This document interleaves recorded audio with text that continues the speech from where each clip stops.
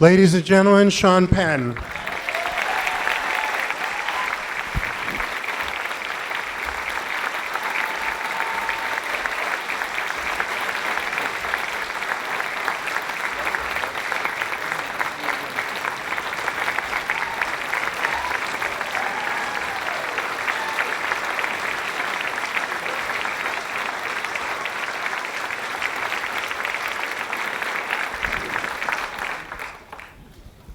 Well, welcome. It's hopefully this feels like old home to you, not only because of course you lived here, but sitting on the stage. We've done this a few times, haven't we? Yeah, no, it's great to be back here. It's been a while, and you're seeing some familiar faces. And my daughter's here with me, so she's seeing her old neighborhood too. Well, it's great to have you back, and yeah, Gus, that was just such a sweet but heartfelt clip that he did, and you know, of course, he directed you and Milk with, you know, your second Academy Award. I want to talk about that, and I'll talk about other things, but you know, I want to talk a little bit about, you know, family and influences, primarily because I read something that cracked me up about your mom. And one of it was that she wanted boys because she felt that her dad was so afraid every time she did something that was a semblance of danger that she wanted to have sons who could do whatever they wanted in this world. And I think that's so true of you and your brothers. And I also read another thing that really cracked me up, that you said that 100% of your friends, no doubt, were scared of her. Probably, scared shitless of her.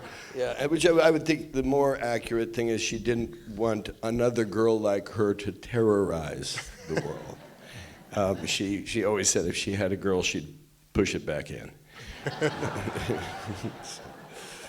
And I guess she was brutally honest too. Wasn't there a moment after your first performance that she had some candid criticism of you? Yeah, she was very productive in the sense that what she said to me was, "You were terrible, and you need something to fall back on." And so that's why you also became a director, because of your dad too. Huh? But he was an actor as well. Yeah, he was an actor. Both of them were actors. They met at the Circle in the Square Theater, where my father came in for Jason Robards on The Iceman Cometh.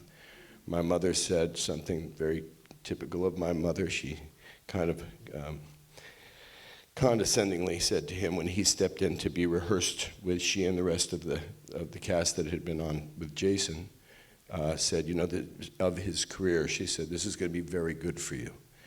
And he thought, who the hell is that bitch? and they carried on that argument after rehearsal, and she kept walking, and then right on up her Coldwater Flat, and they were together from 41 years from that day. And I know your dad was, he studied at the Actors Studio, he was part of that. Mm-hmm. And, you know, I would guess that your perspective on acting comes from the method. Is that true? Or in terms of how you create a role? And well, I don't know that it would be connected in that direct sense. I don't know how much of I wasn't paying any attention to the idea of any of that. You know, I liked the movies, mm-hmm. But I didn't expect to go into any aspect of what my parents had done until I looked at my grades in senior year and saw that it was going to be. I mean, it's funny. This is what happened, because I had thought I would be, you know, be a lawyer. And then I thought, well, I'd be a lawyer if I was interested in continuing to go to school for a long, long time before going to school to be a lawyer.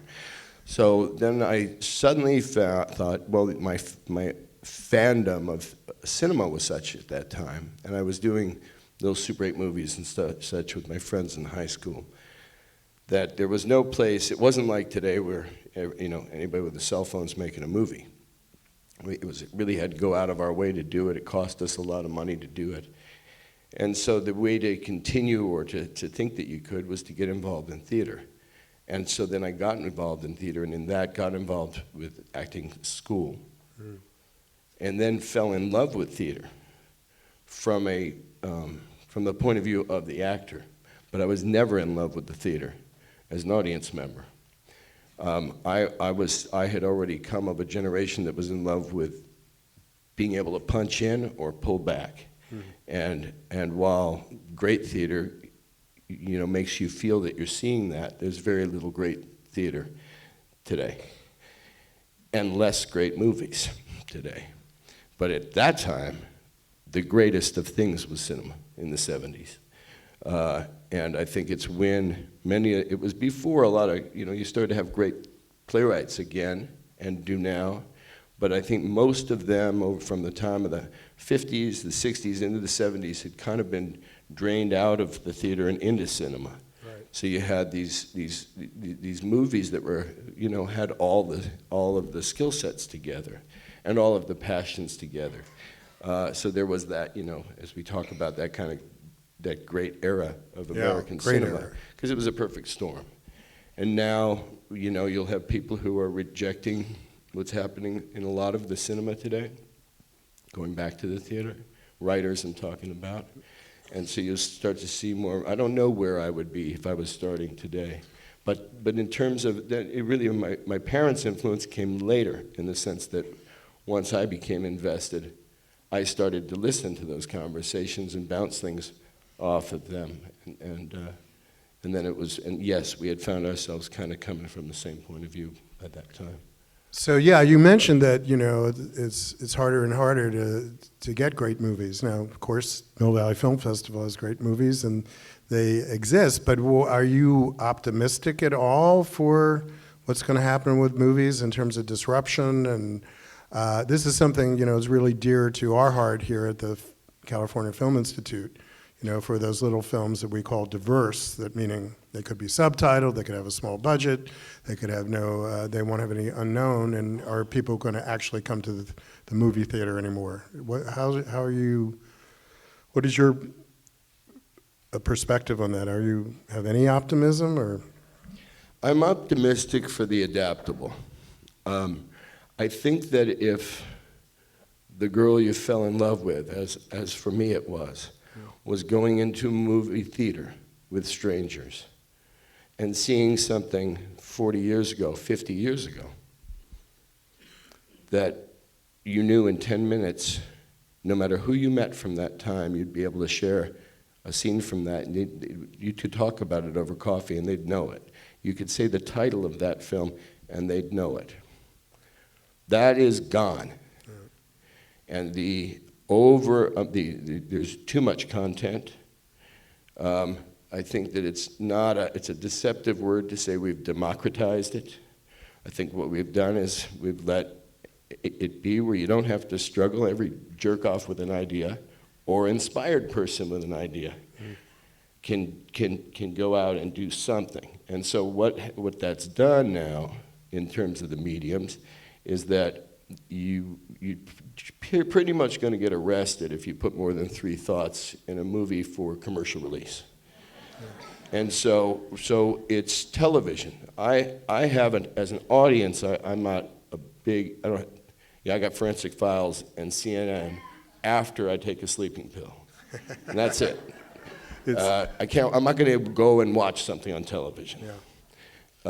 And there's nothing much in the movie theaters I'm going to go and watch. Now, I could love a film that's made now by the way you described a film made now. But I'm not going to love it in the way that I know it's going to be a shared thing. It's going to be a shared thing in a very small group of people. Most of them are going to forget about what it was when the next thing comes along. The movie theater is going to be Cirque du Soleil. It's all going to be these big Marvel. So in adapting, so you see a great independent film today, you might be doing a VR demonstration next year. You don't know what the next great thing is. The next great thing is not independent cinema. But independent cinema is and always has been the foundation of our modern art. Yeah, and I understand. Sometimes we feel like we're, chasing windmills with a wooden sword here. But I think there's something in common with independent films that I see in the choices that you have made, where, you can see, going back to The Bicycle Thief, where it's, of course, Italian neorealism, non-professional actors, but even if it's a professional cast, there are people who could be something that you would think you have nothing in common with them. Or it could be a character who's in prison and on death row, or any of the characters, really, most of them that we saw in this previous reel, but they resonate with people. They kind of they move them, and those are the kinds of things that they would sit around and talk about. Is that kind of something you look for when you're choosing a role, and that kind of feeling that there's a universality about talking about things that are important in the world, but they can be very small, they're very human, but they resonate broadly? Well, I'd be very cautious of what resonates broadly right now. I think that we collectively are in a time, and this, by the way, this is not a pessimist's view. So I might ask you to hear me out on realistic view. Well, I think a realistic view is the only one that's going to keep us out of pessimism, because without realistic view right now, we won't be here tomorrow. Cinema, the culture, film, electronic cinema, television, has all participated in developing the culture that we have today. And those who find the simplest way to use it are not necessarily the ones who are going to get to the most active people, are not necessarily the ones we want to use it. They're looking for a motive in this horrible week and months that we've had of storms and what happened this week, and great icons lost, and they keep talking about motive. Well, the motive is clear to me that it's the atmosphere. Yeah, you can start at who's the poster child of that atmosphere, and then you can also include all of us in any way that we participated in the creating of the atmosphere that allowed for, I won't use my word, I'll make sure I keep it, formal to the cabinet, a moron. But that moron is us too, and so the real-time thing, as it goes back to film, whoever it is not going to be you or 57-year-old me, is not going to know what's going to be the adaptability of what is, if we're starting with the great art film we were all so in love with. That's not going to be the change. But the person who's making that last great art film is probably going to change it. And I think we got to be looking for who they are, supporting them. They got to be under the age of 30, right? I wouldn't look for a hero beyond that, over that age. I think there's a couple of programs we'll just have to shut the doors on now. But we can enjoy them while we have the time, though.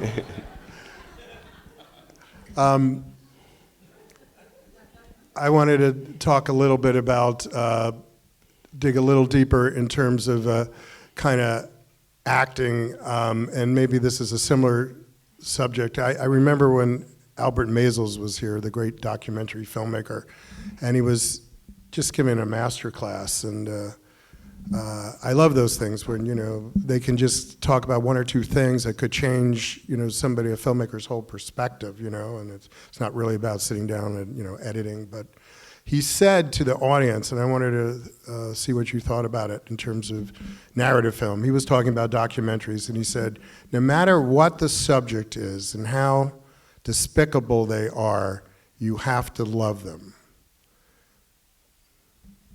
He was saying, He's saying that about narrative films. He said it about documentary films, but I was, Oh, I see. yeah, in terms of what roles you choose, how you address those stories and character.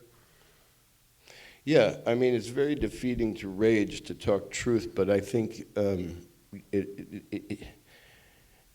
when we are confronted with the truth of somebody, it is only in our ability to hate ourselves that we are incapable of loving them. So there's as long as a narrative makes no excuse, it can make no apology. Mm. You know, we are all parts of, we share love, we share hypocrisy. There is no question that, you know, the difference between us and people who do, and I don't mean all of us, there are people who in this room would never do anything violent to another person. There are also people in this room who have, I'm sure, and there are people in this room who never would because they're deterred by law. It's not the same as not wanting to do it. I would make the argument that those who would not do it because they don't have it in them have not taken a good look in the mirror. We are animals and we're going to do what we do. And so, yes, I think that as an actor looking at a character, it's not that you have to love it. That would be the kind of go-to actor. You know, I've got to love this person no matter what they did. No, it's because people are going to love anybody that they really look at. And mostly we just don't want to really look at each other, and less because we even talk with our thumbs. So it's a more dangerous time than ever. We're more easily divided. It doesn't take a moron to divide us. We're ready to be divided. And it doesn't help when it's a moron. Yeah, and it probably doesn't help to keep talking about him either.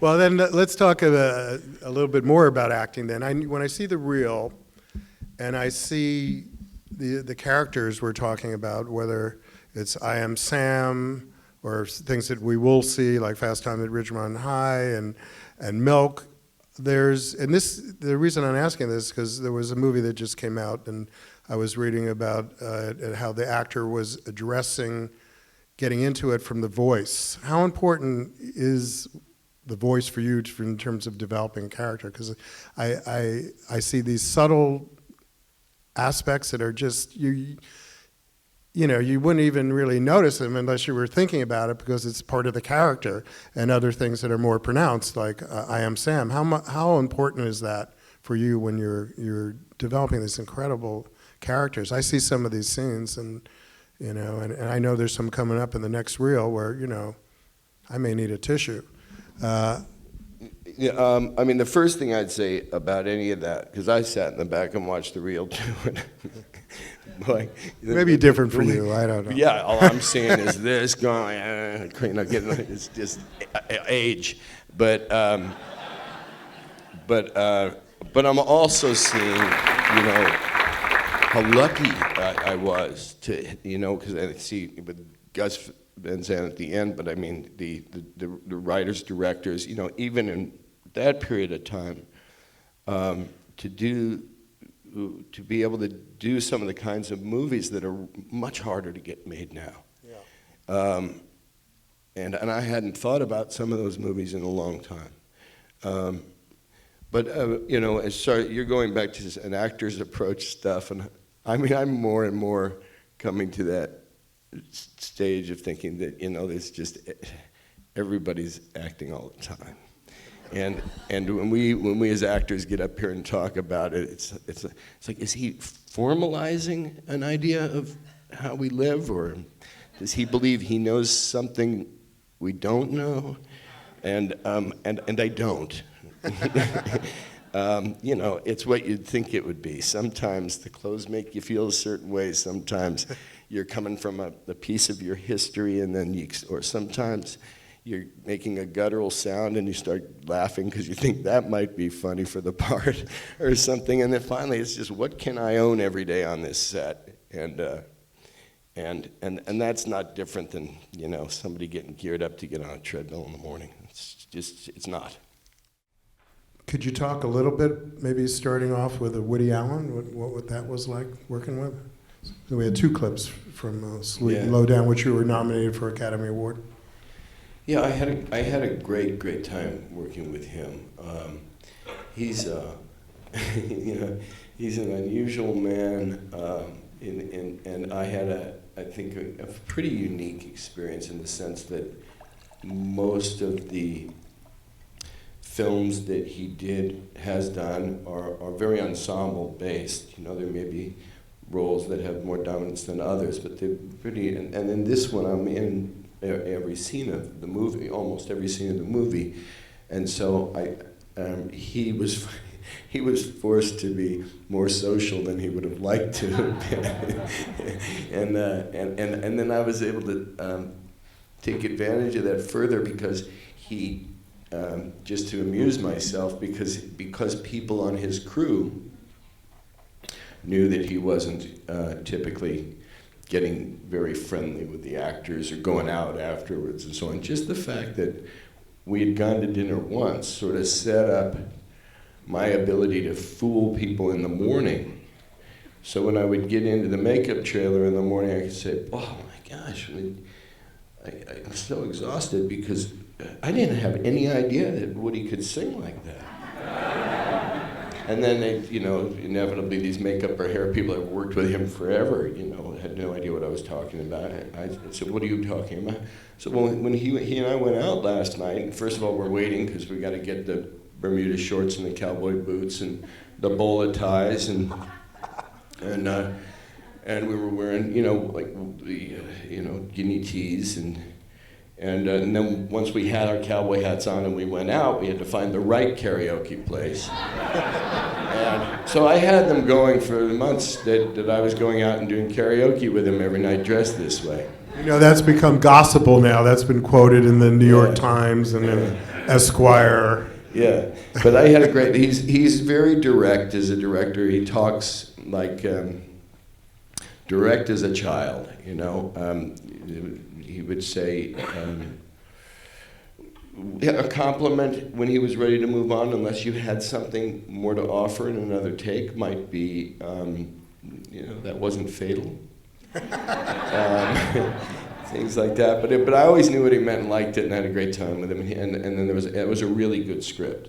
And so that, you know, you have a director who wrote the words and the great words, then you got a song to sing with him. That was a great experience. So you worked with a lot of not only writer directors but actor directors, Tim Rollins, and did you notice any difference between that? You write your own films as well, so. Well, Tim had also written a screenplay on that, so on Dead Man Walking, so he'd been through pretty much every beat that I was going to have to go through in his own way, and I think often the writer director has more immediately to share with the actor than the actor director. Yeah, that sounds surprising, but. Well, because every actor's got their own process, and it's hard to kind of. Now Clint, it's different because he's such an easy hand. He's such a light hand. He's not coming at it as an actor director. He's there as a director who is, you know, making one more beat in a very marathon career. So he's never going to get too unraveled. You know, whether, you know, he'll run a very hot lap here. If he's feeling a little, he'll run a slower lap here. He's just fine with it because he's already proven he's won the race, right? So he's just out there gliding until he falls in love with something. I think I was on one of the ones he was in love with. You know, but he's just a very supportive, and he's one of those guys. I think he has the thing that we don't have everything in common. But I thought I saw you talking to a chair the other day. No.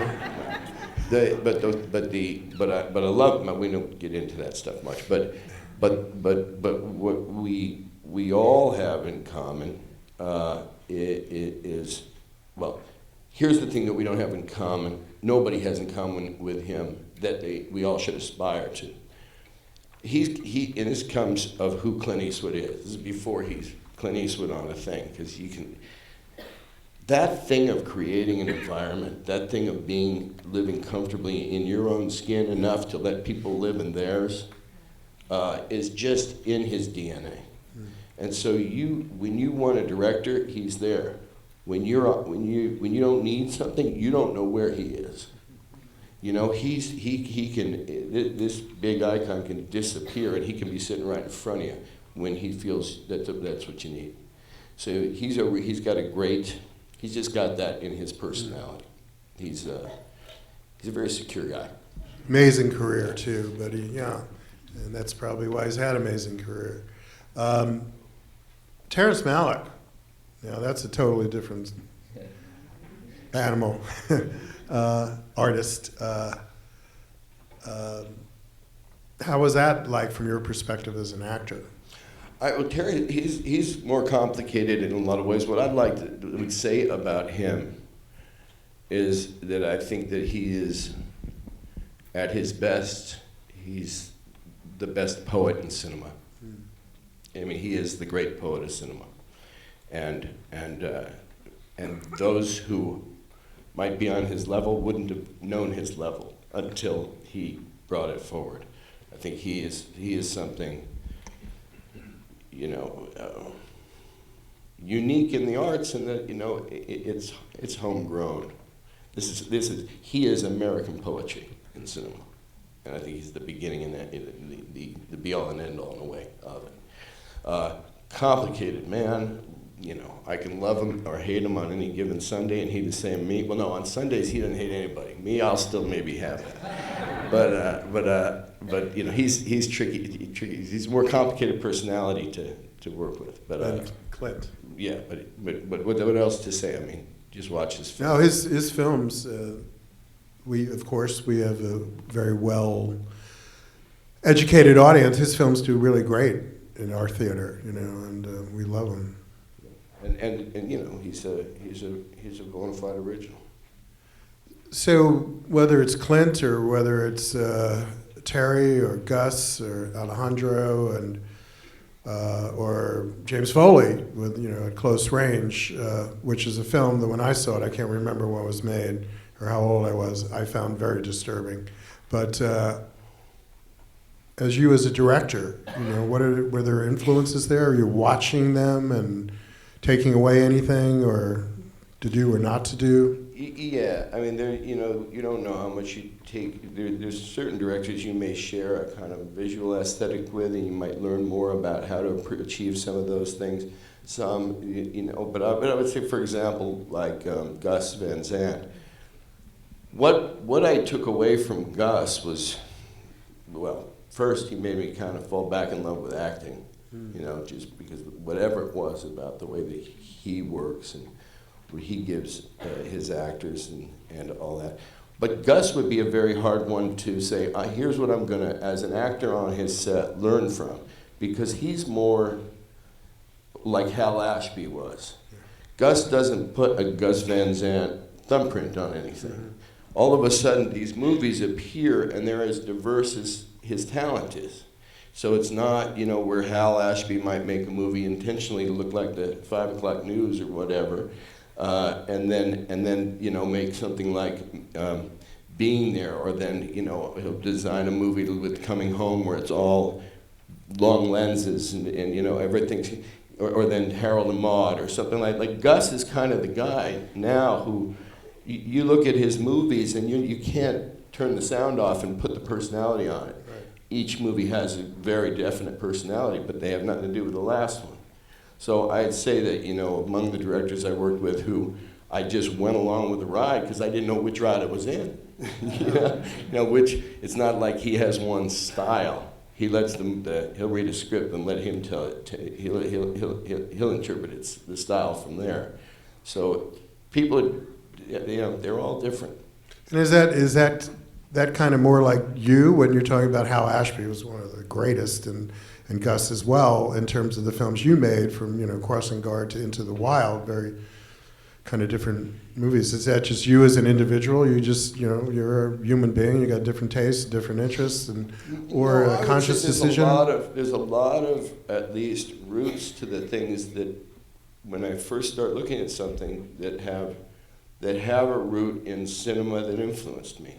So we could be talking about any one among the number of directors we've mentioned today. We could be talking about something else. Maybe if I read a book because I had seen an image. But it doesn't make a lot of sense to talk about it because it can be such little parts of so many things.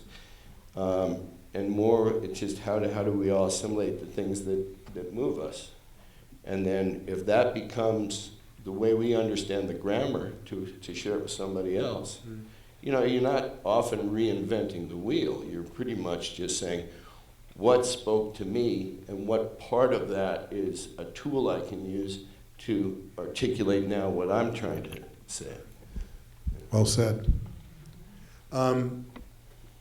So, working with your brother on a close range, at close range, and that story, as I said, I found it really disturbing, but what was that experience like? I know you worked with your mom a little bit, and your dad. Didn't you do one movie with your dad? Yeah.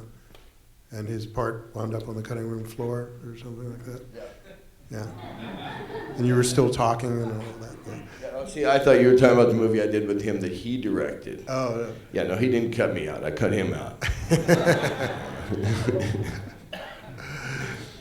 But at close range, I don't know how many, again, the order of the films that you made, where that came in, but it was such an unusual movie for me at that time. What was that experience like, just, working with James Foley, and the nature of the story, and your brother? I'm just personally curious about that. Yeah, I think that was the first movie that I kind of grabbed onto once I got the idea from somebody that, you're in a place now where if you find a script you like, you can go get it done. So that became my first experience. I guess I didn't know enough to ask for a producing credit and check, more importantly, but because I was just so glad to be able to be the one to drive it into hands. So I had gotten to know Jamie Foley, asked him to read it. Then when he got on board, we kind of just kept. It went on for some years trying to get it done. So that was the first experience I had with kind of taking something ground up. Not ground up because the script was there. It was a formidable script, but let's say ground up on the get it financed and get it made.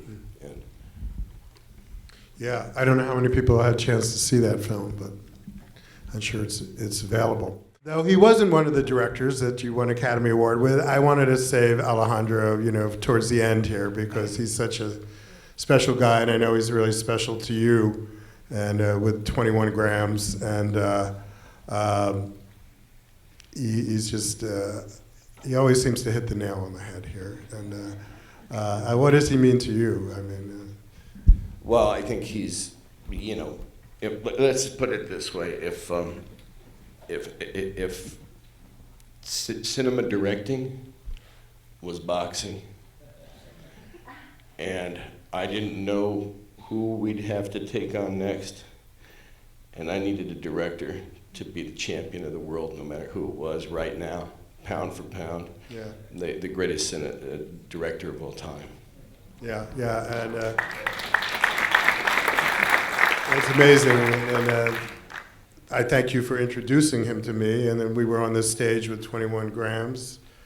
I remember that conversation right before he got here, and then his films played here, beautiful, and I remember him talking about a scene, and we didn't have a camera here, and he outlined that scene. It was like an epiphany, and of course I can't remember anything he said, but I remember it was the most brilliant thing I had ever heard. And what a career since, too. Yeah, and again, and that goes back to what I said about, like, you know, adaptability. Because we talk, a guy like him who had, you know, started with Amores Perros for most of us, and you know, through The Revenant, and now, you know, if you go down to LACMA and see this VR installation that he's done, the potential power and medicine of this for a very sick society, of what he's done with one aspect of our culture, and where it can go from here, that's what tells me that there is a place for the continuation of everything that is independent cinema today, and more powerful than ever. And he's, in my view, leading the charge. And so, you know, anybody who can, you know, get down to LACMA and see this VR installation, you'll never forget it. Yeah. I think I want to give the audience a chance to ask a couple questions. Okay. All right. I don't know if we have mic runners, but if we don't, let's just start right here in the middle, since the mic can't get to you. I'm making it difficult for them. Just shout it out. We'll be fine. I know, I'm a college teacher anyway. So I wanted to ask you, I'm having a lot of issues about this world today and the administration and the tension. And you had mentioned that we need to create an atmosphere and argue, I think, that this is what we have to do now. And you said it doesn't take a moron to divide us. We were already divided. In film, in life, I know you're an activist, but what would you recommend in these terms how to talk to people? Thank you. I'm Trudy Coker. I think if this wasn't true before 2016, it's true now. There's no one in this room, there's no one in our country that doesn't have a genuine mental health issue. We don't have a political problem. We have a mental health problem. And I'm like, that's what I think. So how do you deal with that? You start with yourself, ourself, myself, so on. You know, we got to move quick, so get past that part fast. Like work it really, and then, you know, get a partner and move that partner. But basically, I think as soon as two people get in a room and recognize that commonality and what part of what is going on that is going to allow us to normalize bad movies. I mean, we've normalized bad movies. I'll go crazy and want to kill myself hearing how good a piece of crap is from somebody. You know, because it's deadening to the aspiration. And so this is what I think of when I think of like somebody like Alejandro, where the guy is reaching, and then somebody's talking about this movie over here, and you're thinking, are you out of your fucking mind, you know? And you realize, no, it's not that my standards are high. It's that we've normalized garbage and superficiality and, you know, a very detached sense of human interaction. So in the way that there was this period, I can sum this up because I do think about this stuff a little bit. I mean, you know, codependency made crap. Independency made nothing, and interdependency makes everything. And so, a great movie is the most, you know, is a great metaphor for it. Because man, I've never been on a great movie or a really good movie to set where it didn't come down to the PAs and the spirit of the makeup person as much as their talent and the everybody, and it's just going like that. So we're working against that every day. And I think we work against it every time we send a text message. I think we work against it every time we let the kids turn on the TV. I think we work, you know, and we work against it when we give a shit about somebody else working against it while we're working against it. You know, I think if we start on this thing, just chip away at our own hypocrisy bit by bit, and it'll start to clear the air, and you'll have your answer, I'll have mine, and somewhere we're gonna meet in the middle. Okay, I'm gonna let the mic runners pick it because I can't know where the mic is all the time. I've got a real simple one for you, actually. I just want to know, what's your favorite film of all time and why? I have one. Can I just jump in on that question real quick? The question is, what is your favorite movie of all time? Yeah, he asked the question I was going to ask, but there was no clip for Fair Game up there. Love the movie, and I would vote for you if you ran for president. Yeah, there's an old Brendan Behan quote I've quoted. It's going to be a little confusing if everybody asks a question down the road. Brendan Behan had a line about, he says I could never run for politics, I only have but one face.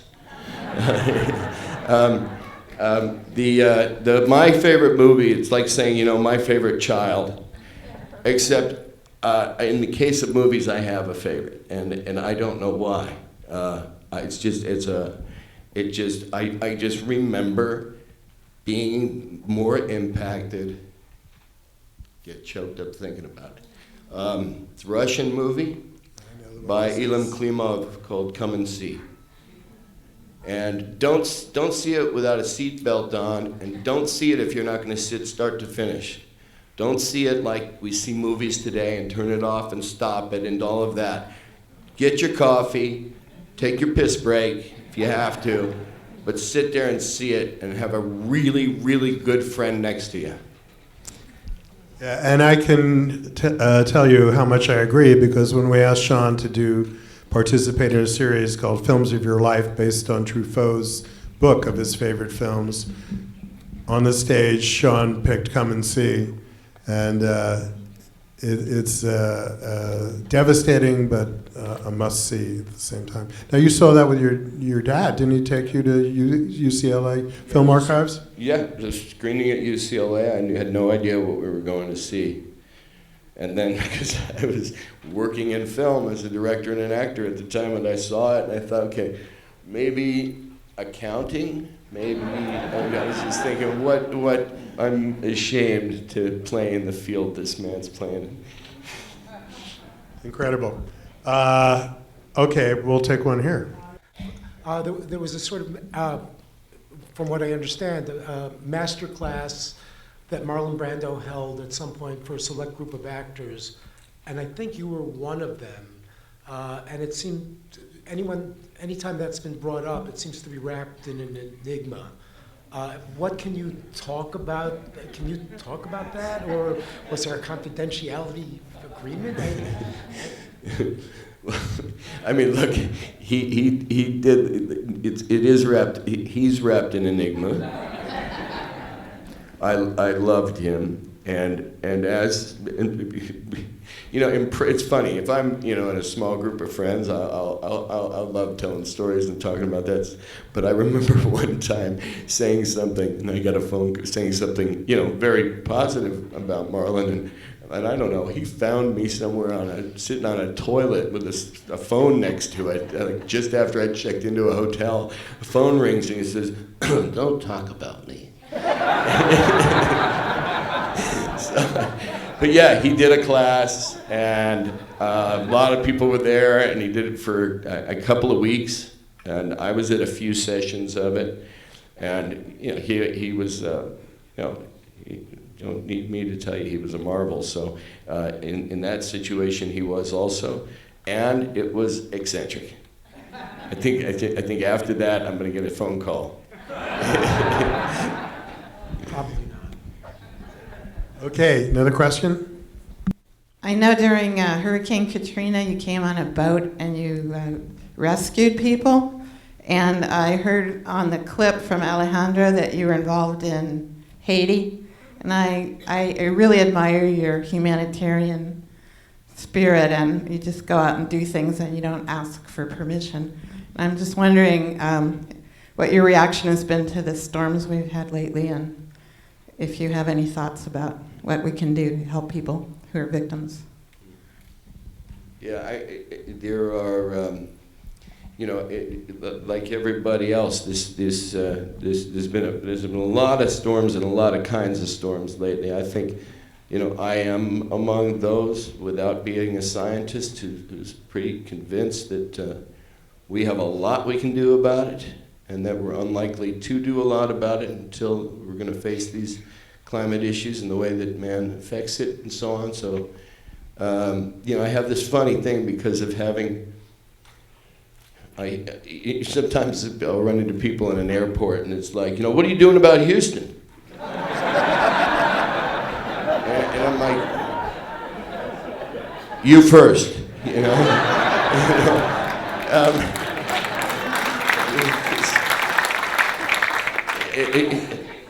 sometimes I pause and go and maybe go and try to see a movie with my daughter or something, and I'll have a life too. And we've got a great organization in Haiti. As a result, my CEO Ann Lee is here today, and as a result,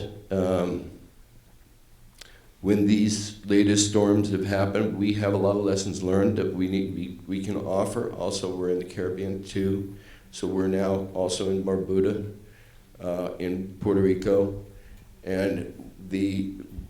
but there's resource issues on this stuff, and so even as we look forward in terms of the funds, government funds are likely to be spent in North Korea.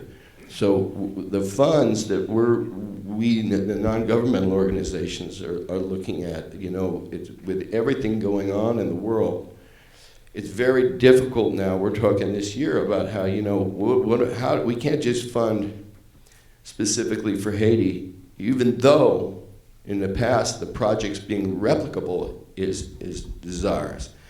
But I think that,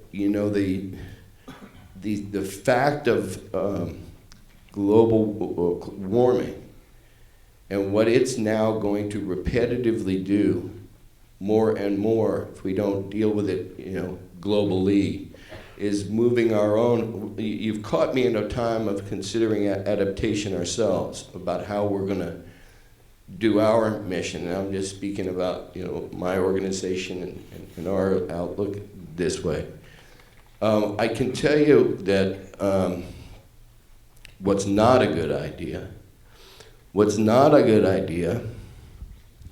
is assuming that people want handouts every time, money's not going to go to a project that punishes somebody. That there's a viciousness in our White House right now that is the correct spelling of unprecedented. And that that sometimes a 12-year-old is charming and this one's not.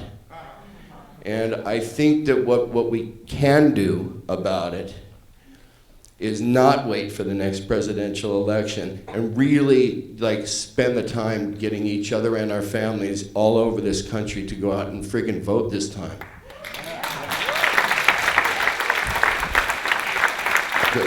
Because we don't get 2018. Actually, the storms are going to get bigger.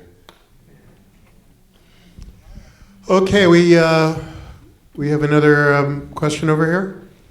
I'm wondering which part you played changed you the most and why, as a human, not as an actor. Which actor role changed me as a human, or which human role changed me as a human? Yeah, because for me it's all kind of one thing, because I actually am still human when I'm doing my job. Look, it's it takes me a long time to change. So when I then have say what's the root of my change, I usually have to go back a long way. So I'd say it's pretty simple. It's my daughter and her brother and Haiti. Yeah.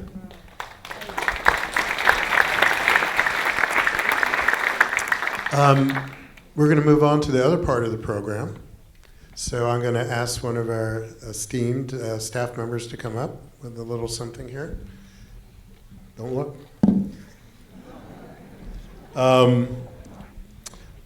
On the stage, you know, I said at the beginning, we've honored a lot of artists, and I could not be more proud to give you our Mill Valley Film Festival Award. I don't know how much more I can say than our friend Alejandro said, but I can say a few things. That the person I know is one of the one of the individuals has the most integrity of anyone I've met, and I think you're just one of the kindest people I've ever met too. And I remember when we first met, we were having, well, maybe we had known each other a little while. We were having dinner just down the street, and somebody came over and said, and I didn't know you all that well, and somebody said, we're having dinner, could you sign this autograph? I go, okay, well, what have I read about Mr. Penn and this? And he goes, well, if you just wait till after I eat? And she goes, well, you know, I have a babysitter, and I have to get back, and this and that. And I said, of course, I'll sign this. So I just want to reiterate a couple things. One, of course, that we talked a lot about being a human being and being animals, and I'm proud to know you as a human being, a complete human being who is comfortable in his own skin. But I'm also here to give you a Life Achievement Award. And when we say somebody is the greatest actor of his generation, when it comes to you, that's not enough. Gus hit it on the nose of most any generation. And it's an art, and you do it as well as anyone. And I can't wait to see what you do next, and I can't wait to see what you direct next. And it's just an honor to present you with the Mill Valley Film Festival Award.